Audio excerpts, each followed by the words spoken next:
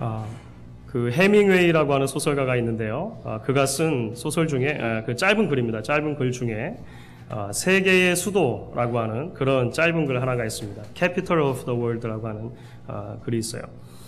스페인이라고 하는 그런 나라를 배경으로 해서 투사가 되고 싶어하는 한 젊은 그런 청년에 대한 그런 이야기입니다. 그런데 그 짧은 글의 서문 쪽에 전반부에 보면 이런 이야기가 하나 등장을 합니다. 파코라고 하는 이름을 가진 한 젊은이가 아버지하고 굉장히 심하게 다투고 집을 나가게 됩니다. 그런데 이제 그렇게 아들이 집을 떠나고 나니까 이 아버지가 시간이 좀 흘러서 마음속에 후회가 되기 시작했어요. 그래서 그 아들과 화해를 하고 싶은 마음이 들었던 것입니다. 그래서 어떻게 하면 아들과 화해를 할 수 있을까 생각하다가 이제 당시에 그 일간지였던 그 엘 리베랄이라고 하는 그 일간지, 그냥 동네 신문입니다. 동네 신문에다가 광고를 내기로 그렇게 생각을 한 것입니다. 그래서 아주 짧게 광고 문구를 썼습니다. 파코, 화요일 정오에 몬타나 호텔에서 만나자. 다 용서했다. 아빠가. 이렇게 아주 짧게 써가지고 내보낸 것입니다. 이제 약속한 날짜가 되어서 약속한 시간에 아버지가 이제 그 몬타나 호텔 앞으로 갔는데 거기서 아버지는 굉장히 놀라운 광경 하나를 발견하게 되었습니다. 파코라고 하는 이름을 가진 800명의 젊은이들이 몬타나 호텔 앞에서 각자 자기의 아버지를 기다리고 있었던 거예요. 이게 그 스페인 이름에 파코라고 하는 이름이 굉장히 흔한 이름이라고 하는데요. 하여간 800명이나 되는 파코들이 왜 집을 나가는지는 모르지만 집을 나갔다가 다 용서했다. 그 한마디를 듣고 이제 그 몬타나 호텔 앞에서 자기의 아버지 만나러 왔다라고 하는 것입니다. 사랑하는 성도 여러분, 사실 모든 인간은 그 깊은 내면으로부터 용서를 필요로 하죠. 어떤 의미에서 보면 우리 모두는 다 파코들이라고 할 수 있을지 모르겠습니다. 왜냐하면 우리는 하나님 아버지의 용서가 필요한 사람들이기 때문에 그렇습니다. 성경을 우리에게 말하죠. 모든 사람이 죄를 범하였음에 하나님의 영광에 이르지 못했다는 것입니다. 결국 우리 모두는 죄인이고 하나님의 영광에 이르지 못하였고 결국은 하나님의 용서하심, 하나님의 위로하심이 아니면 이 땅을 살아갈 소망이 없는 존재들이라고 하는 것입니다. 인간의 본질은 한편으로는 죄로 인해서 창조주이신 아버지 하나님을 떠나서 살면서 거짓된 자유를 누리는 것 같지만은 또 한편으로는 다 용서했다라고 하는 그 말씀 듣고 싶어서 호텔 앞을 서성거리는 그런 모습과 같다라고 하는 것입니다. 이제 오늘 우리가 함께 읽은 말씀은 하나님의 용서에 대한 이야기로 시작을 합니다. 그렇죠? 그리고 그 자체로 우리에게 하나님의 은혜와 소망의 메시지가 된다라고 생각을 합니다. 왜냐하면 하나님의 용서만이 죄인인 인간들이 누릴 수 있는, 가질 수 있는 유일한 소망이기 때문에 그런 것이죠.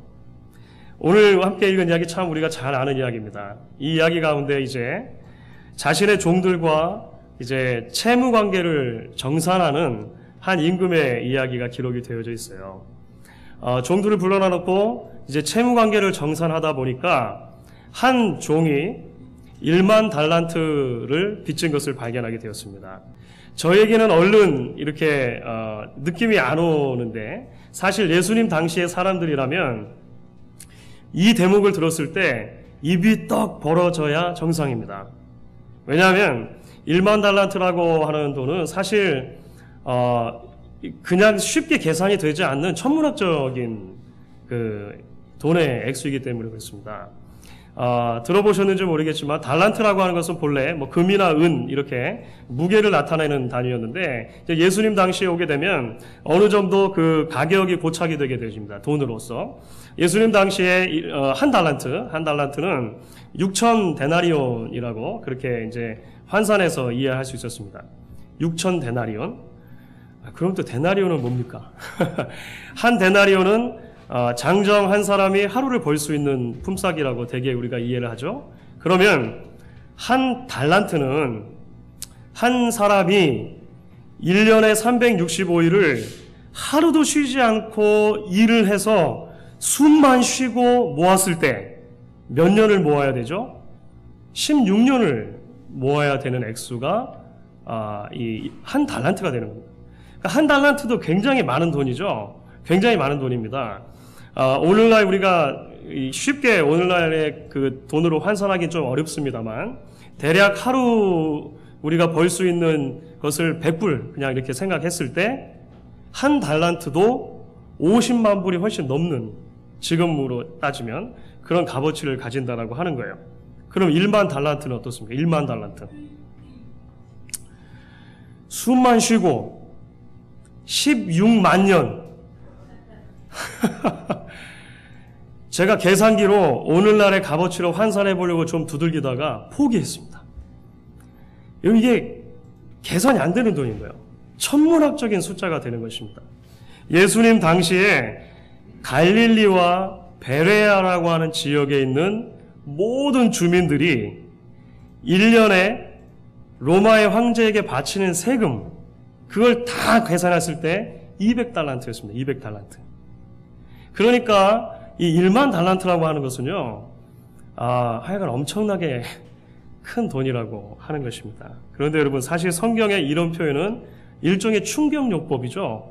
당시 사람들이 1만 달란트 빚졌다 이렇게 하면 이건 굉장히 충격적으로 다가오는 것입니다. 어떻게 그렇게 큰 돈을 빚을 수가 있지? 이게 가능한가? 부터 시작해서 이거는 계산이 안 되는구나 이렇게 생각할 수밖에 없는 어마어마한 돈이라고 하는 것입니다. 왜 예수님께서는 충격적인 요법을 사용해서 이야기를 하십니까? 결국 하나님 앞에서 우리의 죄의 크기가 그만큼 크다라고 하는 것을 이야기하시는 거죠. 하나님 앞에서 인간의 죄의 크기가 그만큼 크다라고 하는 것을 충격적으로 강조해서 이야기해 주시기 위해서 예수님께서는 1만 달란트라고 하는 어마어마한 액수를 지금 이야기하고 계시다라고 하는 것입니다. 여러분들 1만 달란트를 빚진 종이 사실 이게 16만 년을 그렇죠? 16만 년을 숨만 쉬고 벌어도 다 못 갚을 돈인데 이 1만 달란트 빚진 종이 그 돈을 갚을 능력이 있겠습니까?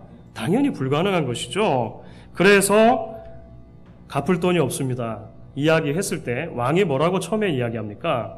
갚을 돈이 없다면 그러면 이렇게 해라 라고 먼저는 명령을 내립니다. 그것이 무엇이냐면 너의 몸도 팔고 너의 처자식도 팔고 살림이 좀 있다면 그것도 다 팔아서 하여간 일부라도 일단 갚고 보자 이렇게 얘기를 한 것입니다. 오늘날의 표현으로 하면 뭐죠? 신체 포기각서 쓰고 가족 포기각서도 쓰고 땅 문서, 집 문서 있는 거 다 팔아서 일단 이자라도 갚고 보자. 뭐 이런 것 아니겠습니까? 근데 여러분 그렇게 하고 어떻게 삽니까? 그렇죠. 내 몸도 포기하고 내 가족 포기하고 어떻게 삽니까? 그래서 이제 이 종이 왕 앞에 무릎을 꿇고 이제 간구하게 되는 것이죠. 그것이 바로 26절의 말씀입니다. 그 종이 엎드려 절하며 가로되 내게 참으소서 다 갚으리이다 하거늘. 자, 여러분 여기서 내게 참으소서라고 하는 말은 시간을 조금만 더 주소서라는 의미가 됩니다. 자, 그러면 여러분 이게 지금 가능한 요구입니까? 내게 시간을 좀만 주십시오. 그러면 다 갚겠습니다. 헬라 원어에 다라고 하는 단어가 강조해서 들어가 있어요. 여러분 어떻게 다 갚습니까? 불가능하죠. 불가능한 것입니다. 그런데도 어쩔 수 없이 지금 이 사람은 불가능해 보이기는 하지만 이 요구라도 왕 앞에 드려야 살 수 있겠다 생각하고 그저 그렇게 엎드려서 시간을 조금만 더 주세요. 제가 갚겠습니다. 이렇게 이야기를 하는 것입니다. 여러분 혹시 그래 어쩌면 시간이 좀 있으면 가능할지도 모르겠다 생각하실지 모르겠습니다. 시간이 좀 있으면 잘하면 로또 같은 거 맞을 수 있잖아요. 복권 당첨될 수 있잖아요. 그런데 여러분 아십니까? 미국 역사상 가장 최고의 로또 그 라러리 금액이 얼마였는지 아십니까? 작년 3월 말에 그 메가밀리언이라고 하는 복권이 쌓이고 쌓여가지고 최고치에 올라갔습니다. 그 액수가 얼마였냐면 6억 4천만 달러였어요. 6억 4천만 달러. 얼른 이게 안 오시죠? 저희가 평소에 만질 수 있는 돈이 아니니까. 하여간 이걸 계산하면은요, 1만 달란트는 이 로또를 125번 맞아야 돼요. 제가 계산해보니까 그냥 하루 100불로 이렇게 계산했을 때, 대나리온을. 이 최고의 로또를 125번 맞아야 돼요. 125번. 가능합니까? 안 돼요. 이거는 아무리 시간이 많아도 안 되는 거라고 하는 것입니다. 그런데 놀라운 일이 벌어졌습니다. 그렇죠. 주인의 마음에 변화가 생기기 시작했어요. 그리고 그 주인이 이제 그 종에게 이야기를 하는 것입니다. 27절입니다. 그리고 같이 한번 읽도록 하겠습니다. 27절입니다. 그 종의 주인이 불쌍히 여겨 놓아 보내매 그 빚을 탕감하여 주었더니. 주인이 빚을 탕감해 주었다는 거예요. 여러분들 이게 가능합니까? 여러분들 이게 믿어지십니까? 그 주인이 빚을 빚을 캔슬해 줄 이유가 사실 하나도 없었어요. 유일한 빚을 탕감해 줄 수 있는 근거가 있다면 오늘 성경에서 찾는 근거는 무엇입니까? 그 마음속에 생긴 변화, 불쌍히 여기는 마음이라는 것, 그거 하나뿐이죠. 전혀 갚을 능력이 없고, 갚을 능력이 없어서 지금 전혀 불가능해 보이는 요구, 시간을 조금만 더 주세요. 그러면 갚을게요. 라고 이야기하는 종 앞에서 왕의 마음이, 주인의 마음이 움직였다는 것입니다. 불쌍히 여기고 긍휼히 여기는 마음이 생겼다고 하는 것이죠. 그래서 그냥 캔슬, 1만 달란트 캔슬, 이렇게 해 주셨다라고 하는 것입니다. 사랑하는 성도 여러분, 이 이야기가 우리에게 말하려고 하는 것은 분명하죠. 이 이야기는 하나님 앞에서 우리가 짊어지고 가는 죄의 크기가 얼마나 큰가라고 하는 것을 먼저 보여줍니다. 동시에 하나님께서 우리에게 베풀어 주신 용서의 크기가 얼마나 큰가라고 하는 것을 보여주는 것입니다. 저와 여러분이 받은 죄 사함의 크기, 하나님께서 아들 예수 그리스도 안에서 베풀어 주신 하나님의 은혜의 크기가 얼마나 큰가 라고 하는 것을, 오늘 이야기는 그 당시 사람들이면 그냥 다 알아들을 수 있는 언어로 우리에게 이야기를 해주고 있다라고 하는 거예요. 아주 쉽게 말하면 그것이죠. 저와 여러분은 하나님 앞에 1만 달란트 빚진 자들이었습니다. 자신의 힘으로 그 죄의 값을 치를 수 있을 만한 능력이 있습니까? 없습니까? 불가능한 것이죠. 불가능한 것입니다. 16만 년을 갚아도 안 된다라고 이야기하는 것이죠. 그런데 하나님의 은혜로 그 모든 빚을 탕감받게 되었다라고 성경이 이야기를 하죠. 그것이 복음인 것입니다. 죄인에게 주어진 가장 좋은 소식이라고 하는 것입니다. 갚을 길이 없었던 그 죄의 빚을, 갚을 길이 없었던 죄의 덩어리를 하나님께서 예수 그리스도 안에서 해결해 주셨다는 거예요. 그거를 치워 주셨다라고 하는 것입니다. 그래서 저와 여러분은 용서받은 죄인들이 되었습니다. Forgiven sinners. 용서받은 죄인들이 된 것이죠. 여러분들 이 사실을 믿으십니까? 그 용서하시는 하나님의 은혜 때문에 저와 여러분이 오늘 이 자리에 나와서 함께 하나님께 예배를 하고 있는 것입니다. 그런데 여러분, 오늘 본문의 이야기는 이렇게 하나님께서 우리에게 베푸신 은혜가 크다라고 하는 것, 그것을 말하는 데서 그치지 않고 조금 더 나아가서 이제 우리를 향한 하나님의 요구를 이야기하고 있습니다. 그것은 무엇입니까? 예수님께서 용서받은 우리를 다시 용서를 낳는 사람들로 불러주시고 계시다라고 하는 것입니다.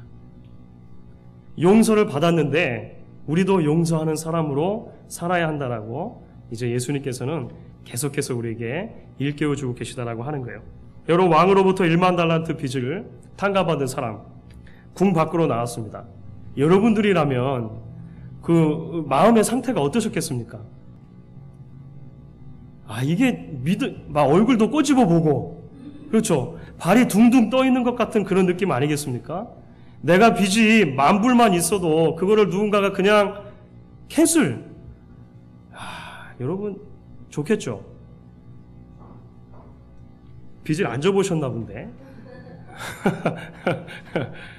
여러분, 저 같으면 일단 지금 좀 전까지만 해도 상황은 뭐였냐면 내 아내나 내 자식들이나 내 집이나 땅이나 뭐가 있던지 간에 다 팔려나가야 할 처지였었습니다. 그런데 이게 지금 다 회복이 된 거예요. 집으로 막 달려가고 싶었겠죠. 아내에게 말하고 싶었을 것입니다. 세상에 10,000 달란트 탕감받았다. 우리 이제 살았다. 이야기하고 싶었지 않겠습니까? 그런데 이 사람이 그렇게 나와서 지나가다가 마침 한 사람을 만났습니다. 그 한 사람이 누구였냐면 자신에게 100데나리온을 빚지는 사람이었어요. 100데나리온 하면 이제는 조금 느낌이 오시죠? 한 사람이 100일을 벌 수 있는 가치라고 할 수 있을 것입니다. 다시 100불로 그냥 하루에 100불을 번다 생각하면 한 10,000불 정도 이렇게 생각을 할 수 있어요. 물론 그 자체로 놓고 보면 아주 작은 돈은 아닙니다. 그렇죠? 그냥 던져줄 수 있을 만한 돈은 아니에요. 그럼에도 불구하고 어떻습니까? 방금 전에 탕감받은 1만 달란트. 방금 전에 탕감받은 1만 달란트에 비하면 사실 정말 티끌과도 같은 액수라고 하는 것을 우리는 발견하게 되는 것입니다. 그런데 이 1만 달란트 탕감받은 사람이 100데나리온 빚진 사람을 처음 만났을 때 한 행동이 무엇입니까? 멱살을 잡는 거였어요. 오늘 성경이 그렇게 말합니다. 28절이죠. 그 종이 나가서 제게 100데나리온 빚진 동관 하나를 만나 붙들어 목을 잡고 가로되 빚을 갚으라 하매. 이게 목을 졸랐다는 의미입니다. 목을 졸랐다. 우리 뭐 멱살 잡은 거죠. 목을 졸르면서 갚아라 이렇게 말했다고 하는 것이죠. 여러분, 이것도 일종의 충격요법입니다.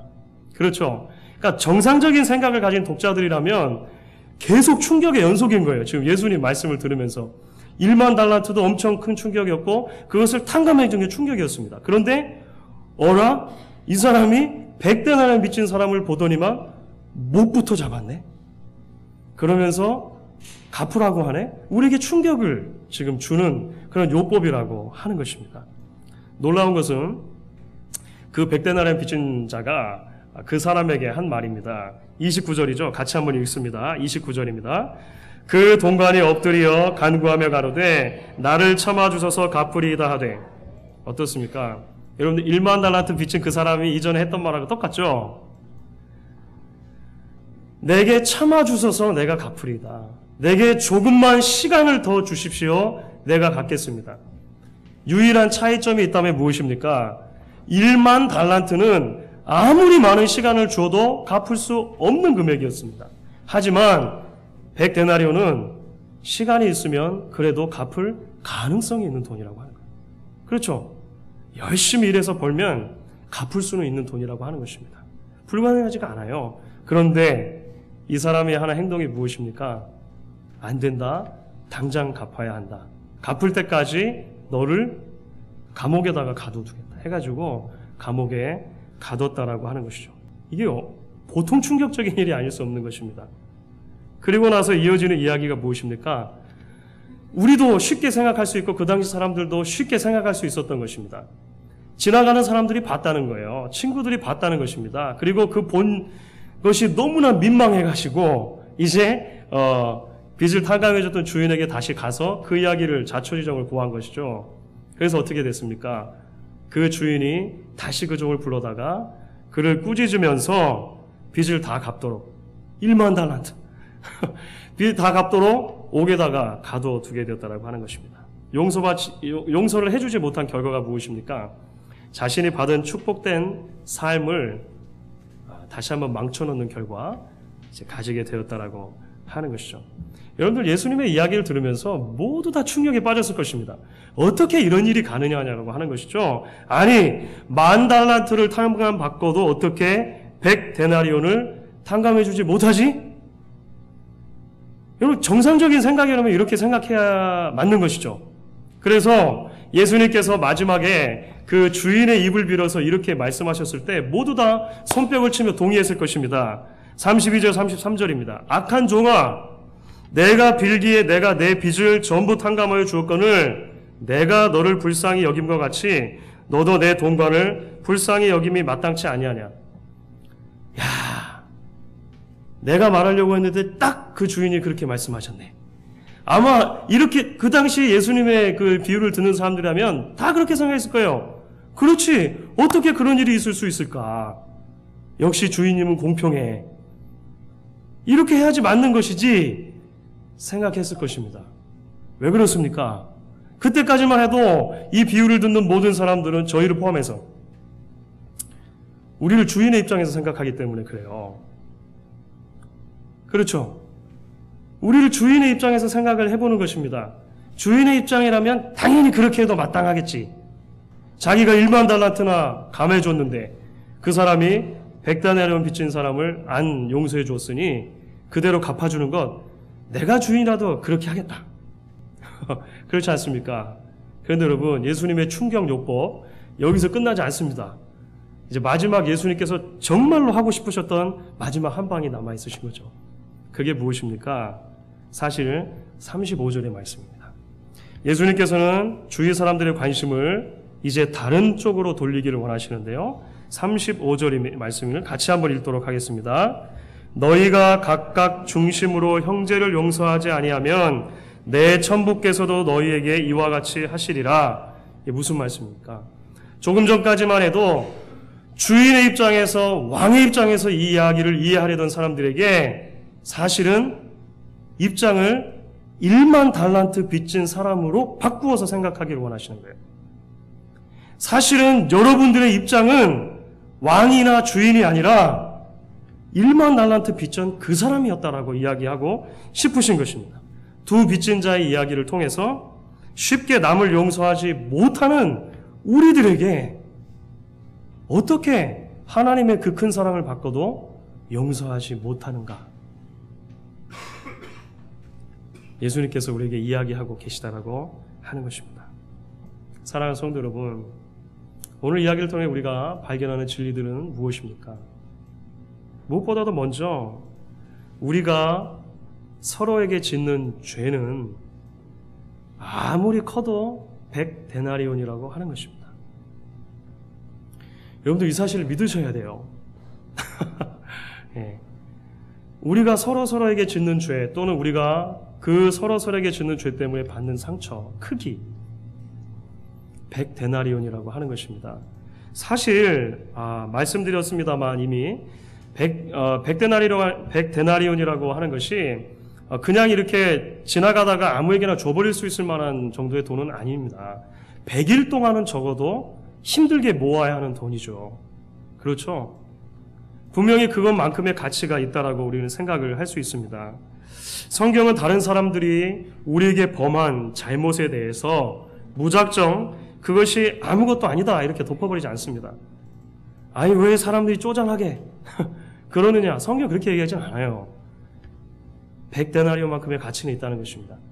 그것 자체로 사실 우리에게 부담이 될 수 있죠. 누군가로부터 억울한 오해를 받을 때 나의 인격이 침해되는 그런 말을 내가 듣게 될 때 또는 그런 행동을 내가 목격하게 될 때 나를 업신여기는 듯한 그런 남의 태도를 우리가 접하게 될 때 우리 마음속에 상처가 생기는 건 어쩔 수 없는 것 같아요.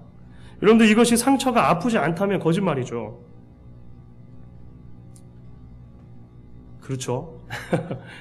이걸 그냥 다 넘겨버릴 수 있는, 사실 굉장히 쉽지 않습니다.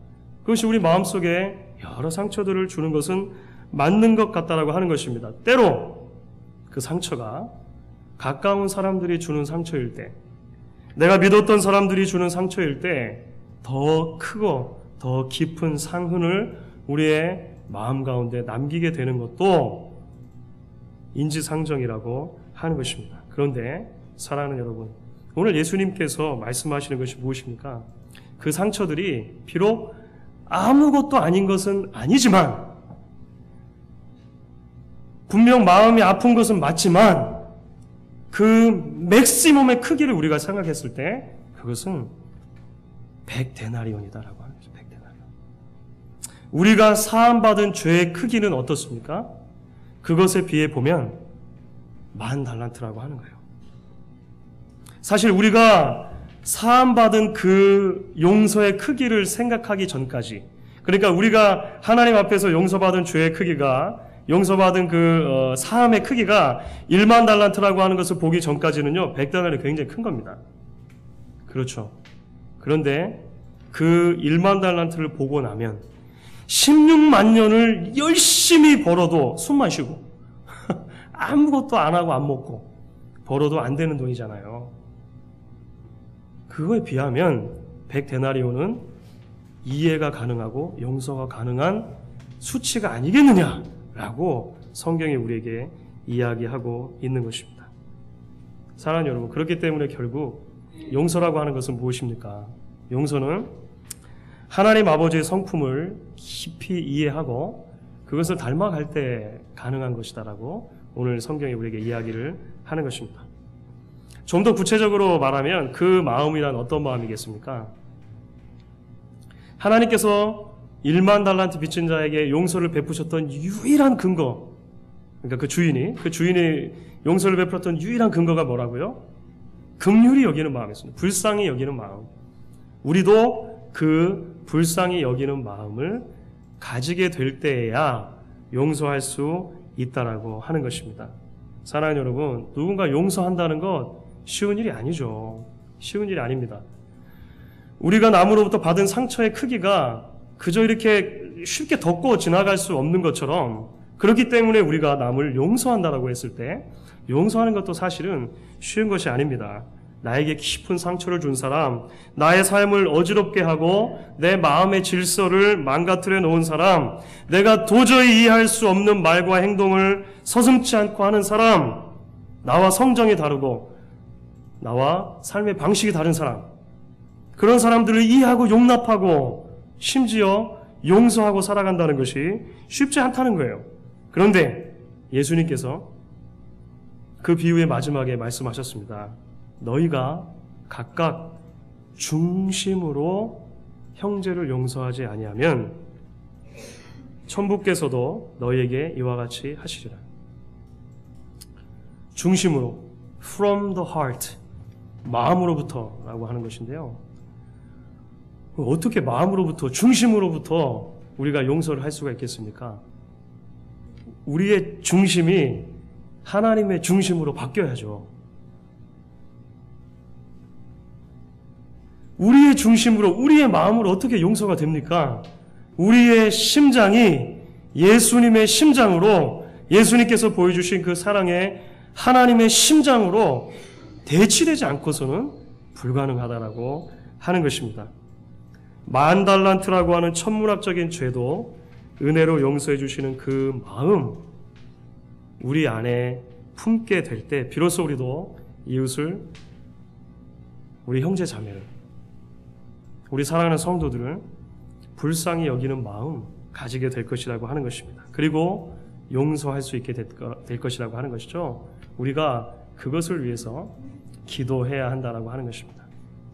사랑하는 성도 여러분, 저는 그렇기 때문에 우리가 매주일 함께 와서 드리는 이 예배는 하나님의 그러한 용서를 계속해서 우리 마음속에 일깨워주고 우리 마음속에 품어가는 그러한 자리여야 한다라고 생각합니다.